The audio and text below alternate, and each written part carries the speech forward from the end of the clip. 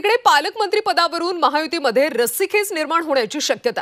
रायगड आणि संभाजीनगरमध्ये पालकमंत्री पदावरून महायुतीमध्ये चढाओढ सुरू झाली. रायगडच्या पालकमंत्री पदावर भरत गोगावलेंनी आपला दावा सांगितला असून अदिती तटकरे सुद्धा पालकमंत्री पदासाठी इच्छुक आहेत. तर संभाजीनगरच्या पालकमंत्रीपदी शिवसेनेचे संजय शिरसाट आणि भाजपचे अतुल सावे हे दोघे इच्छुक आहेत. पालकमंत्री झेंडा कोण फडकवणार असं वाटतंय. आमच्या नशिबामध्ये असावं.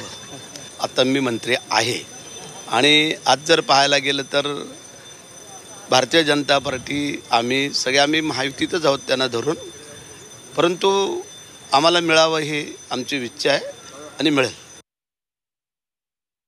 किती वेळा उत्तर द्यायचं? संभाजीनगरचं पालकमंत्रीपद आमच्याकडेच असणार आहे आणि पालकमंत्री मीच होणार आहे.